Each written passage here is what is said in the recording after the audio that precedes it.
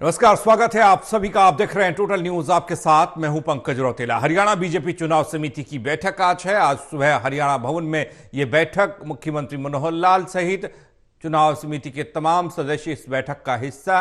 लोकसभा चुनाव की तैयारियों को लेकर मंथन का दौर चल पड़ा है। उम्मीदवारों के नामों को लेकर चर्चा का दौर चल रहा है। किसे कहां से उम्मीदवार बनाया जा सकता है, इस पर बातचीत शुरू हो गई। आपको बता दें कि चुनावी मौसम और इसमें बैठकों का दौर। हरियाणा बीजेपी चुनाव समिति की बैठक आज, और काफी महत्वपूर्ण इस बैठक को माना जा रहा है। हरियाणा भवन में यह बैठक होगी। मुख्यमंत्री मनोहर लाल इस बैठक में शामिल होंगे। चुनाव समिति की तमाम सदस्य इस बैठक में मौजूद रहेंगे। लोकसभा चुनाव की तैयारी हो रही है और बीजेपी ने कमर कसी हुई है। हरियाणा को लेकर, उम्मीदवारों के नाम को लेकर चुनाव समिति की आज महत्वपूर्ण बैठक दिल्ली में हरियाणा भवन में होने जा रही है, जहां पर मुख्यमंत्री मनोहर लाल मौजूद हैं।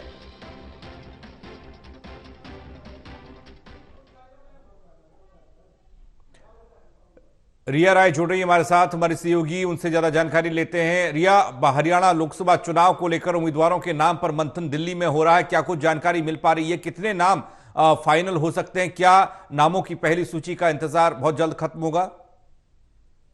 जी बिल्कुल, देखिए पंकज, जिस तरीके से अभी लोकसभा चुनावों को लेकर चुनावी जो रणनीतियां हैं वो काफी तेजी से आगे बढ़ रही हैं और लगातार पार्टियों के बीच में, राजनीतिक दलों के बीच में बैठकें भी हो रही हैं। और आज इसी कड़ी में अगर बात करें तो हरियाणा प्रदेश भाजपा चुनाव समिति की जो बैठक है वो हरियाणा भवन में होगी। और हरियाणा भवन में चुनाव समिति की बैठक के दौरान हरियाणा के मुख्यमंत्री मनोहर लाल खट्टर की मौजूदगी होगी। इसके अलावा और भी जो तमाम नेता हैं, जिनमें कि नायब सैनी और विप्लव देव, और उसी के साथ में अगर बात तो हरियाणा के और भी जो दिग्गज नेता हैं, जिनमें कि केंद्रीय मंत्री राव इंद्रजीत सहित और भी सारे जो सदस्य हैं, वो उनकी मौजूदगी वहां पर होगी। हालांकि जिस तरीके से लोकसभा चुनावों की तैयारियों को लेकर यह बैठक होनी है, क्योंकि चुनाव समिति की बैठक है, तो ऐसे में जिस तरीके से कहा जा सकता है कि हरियाणा में जो प्रदेश के चुनाव हैं वो किस तरीके से लोकसभा चुनावों में अपनी अहम भूमिका निभाएंगे, इस पर यह सुनिश्चित होगा। क्योंकि अभी तक जितना भी देखा गया है, जो भी दूसरे राजनीतिक दल है, विपक्षी जो पार्टियां हैं,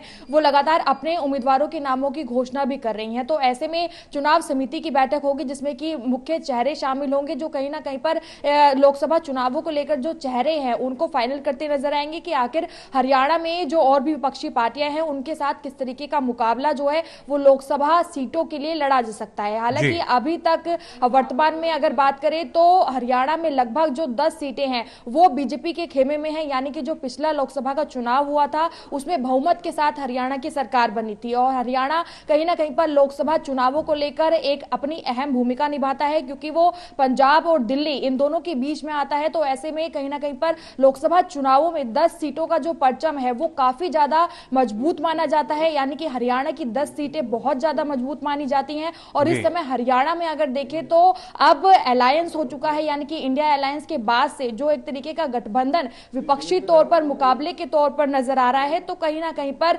भाजपा के लिए, यानी कि हरियाणा में भी एक चुनौतीपूर्ण जो स्थिति है वो कहीं ना कहीं पर बन रही है। तो ऐसे में जो चेहरे हैं वो और भी ज्यादा मजबूत होने चाहिए, क्योंकि बीता जो साल है वो सत्तारूढ़ पार्टी का रहा है, और ऐसे में जो भी कार्य किए होंगे उसको लेकर ही जनता जो है वो अपना वोट डालेगी। तो गठबंधन के हिसाब से